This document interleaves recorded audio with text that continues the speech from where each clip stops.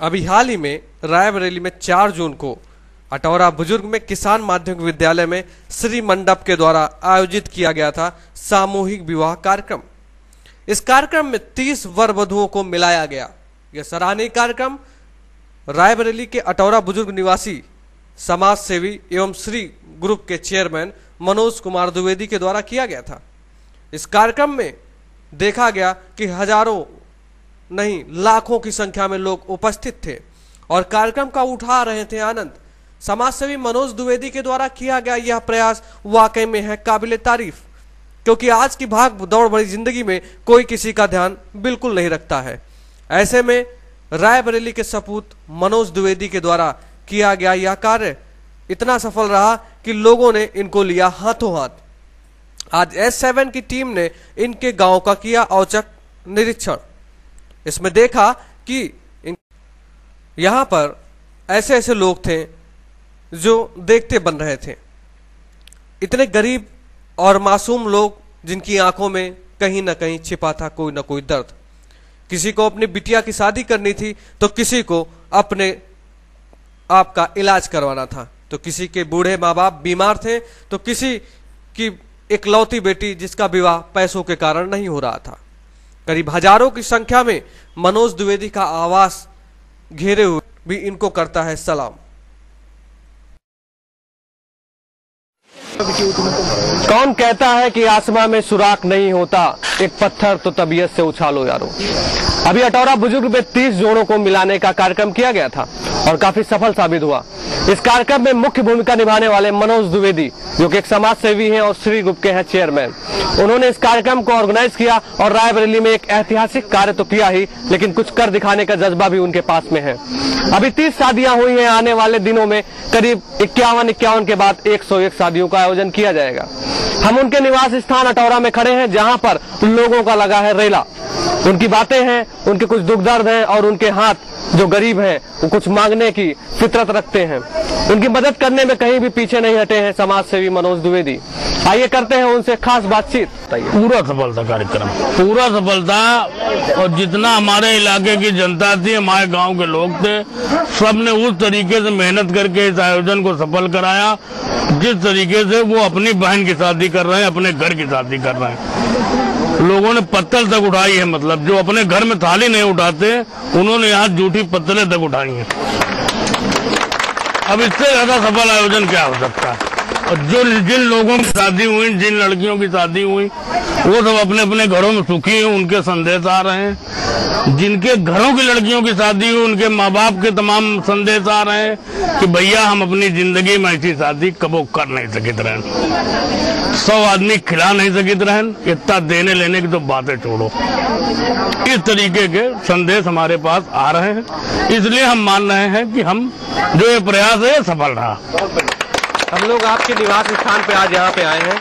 यहाँ पे अगर देखा जाए तो करीब हजारों लोग इकट्ठा हैं। ये लोग क्या चाहते हैं बताइए। ये सब सुन के आए हैं कि वहाँ मदद मिली। जैसे हमने 165 आदमियों को 1 डालडा, 1 बोरी चीनी और 1100 रुपए दिए उन लोगों गरीबों को जिनकी शादी हम अपने मंडप में नहीं कर सकते, या वो जिनके यहाँ शादी कर रहे हैं वो लोग नहीं चाहते कि मैं मंडप में हो, अपने घर से करना चाहते हैं। सम्मान हर आदमी का बना रहे, इसलिए हमने जो यथाशक्ति थी उनको उनकी मदद की। उसमें 1 बोरी चीनी, 1 टीन डालडा और 1100 रुपए ये 165 आदमियों को पहले वितरित किया जा चुका है। वही सुन के ये लोग भी आए हैं कि अब शादियां तो नहीं होंगी इस साल, लेकिन मदद हो जाएगी। इसमें बहुत से लोग ऐसे हैं जो दवा के लिए आते हैं, बहुत से लोग ऐसे हैं जिनके यहाँ खाने को नहीं है।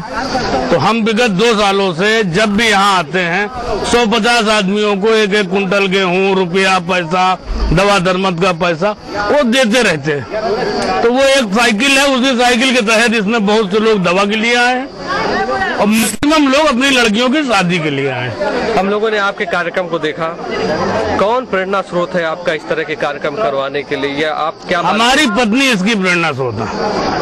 वो बहुत ही धार्मिक महिला है। वो बराबर कहती रहती हैं कि जितना कमाओ उसका 10% जनता मतलब उन जरूरतमंद लोगों की मदद करो। और हमारी पत्नी मतलब साल में मतलब अनेक प्रकार के दान किया करती है, कहीं सोमनाथ को, कहीं बैजनाथ को, कहीं विश्वनाथ को, मंदिरों में, प्लस जितने भंडारे हैं हनुमान मंदिर में भंडारा कराना, मेरे इस टाइप के जितने आयोजन है मंदिरों में गरीबों को, ये सब लखनऊ से देते रहते हैं। मेरे बाल लखनऊ में बहुत खेती है, वहाँ का जितना गल्ला होता है वो सब सैकड़ों कुंटल गल्ला बढ़ता है गरीबों में, शहर में लखनऊ में, तो वो अपना देती रहती है। जाड़ों में कंबल बंटवाना, लेकिन प्रचार प्रसार से दूर। मेरा नाम मैं इसी गाँव का रहने वाला हूँ, अटौरा बुजुर्ग।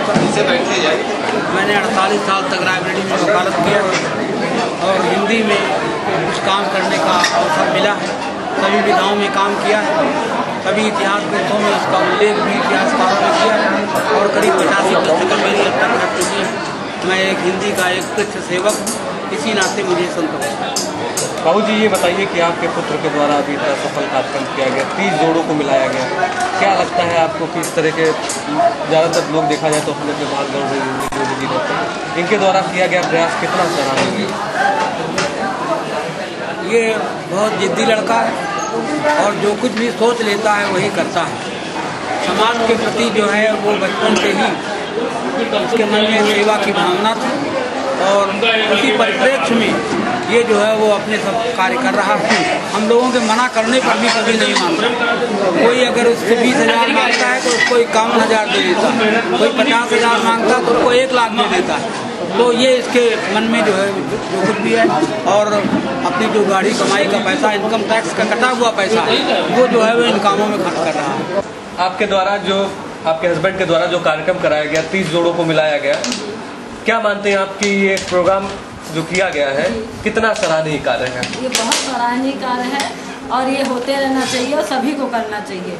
अगर इस तरह लोगों के अंदर प्रेरणाएं आ जाएं तो जो समाज में लोग बेटियों को लोग नहीं पसंद कर रहे हैं या लोगों को लग रहा है कि नहीं बेटियां भार स्वरूप है, तो ये सारी जो है बातें हृदय से निकल जाएं, ये अच्छी बात है और लोगों को आगे आके सबका सहयोग करना चाहिए और इसी तरह कार्यक्रम कराते रहना चाहिए। कैसे ये आपको कैसे विचार आया कि इस तरह का कार्यक्रम ऑर्गेनाइज करना चाहिए, किस लिए इतने बड़े स्तर में कार्यक्रम कराना काफी मुश्किल होता है? लेकिन ये सब मुझे जो है ईश्वर के द्वारा प्रेरणा मिलती है। हर समय मुझे ऐसा लगता है कि लोगों की सेवा करनी चाहिए और जहाँ तक हो सके गरीब सब खाएं, अच्छे मन से खाएं पिए, खुश रहें और सारे लोग जो है सुखी रहें। ये प्रेरणा मेरे अंदर से भाव उठते ही रहते हैं। अपना पहले पूरा परिचय दे दीजिए। मेरा नाम गीता मिश्रा है और मैं श्री मनोज द्विवेदी की बहन हूँ, बड़ी बहन हूँ। ये जो कार्यक्रम किया गया इतने बड़े स्तर पे 30 जोड़ों को मिलाया गया जी, कितना सराहनीय कार्यक्रम है। अरे इस कार्यक्रम की तो कोई कल्पना ही नहीं कर सकता। सच पूछिए तो जब मैं उस प्रांगण में गई तो देख के मुझे ऐसा लगा, मतलब मुझे अपने भाई के ऊपर गर्व हुआ। उस दिनों मेरे आंखों में आंसू आ गए। अपना आप पहले पूरा परिचय दे दीजिए। अच्छा चाची जी बताइए, जो प्रोग्राम किया गया 30 जोड़ों को मिलाया गया कितना सराहनीय कार्यक्रम? सराहनीय, कोई किसी काम से तुलना ही नहीं की जा सकती है और रायबरेली जिले में अभी तक किसी ने ऐसा कार्य नहीं किया। अच्छा मनोज जी के बारे में बताइए कि छोटे से लेकर अभी तक क्या नेचर था उनका, क्या जज्बा था? नेचर के बारे में तो कुछ कहा ही नहीं जा सकता। इसने अपने परिवार के लिए, अपने मित्रों के लिए, गाँव के लिए और समाज के लिए जितना किया है उसकी किसी काम से तुलना ही नहीं की जा सकती, न तारीफ ही की जा सकती, इतना ज़्यादा किया। अभी कार्यक्रम कराया ही गया था और S7 की टीम ने आज अटौरा का किया है औचक निरीक्षण। इस दौरान मनोज द्विवेदी की फैमिली से अभी तक हम लोग कर रहे थे बातचीत कि क्या था उनका बचपना और आज उन्होंने क्या करके दिखाया है।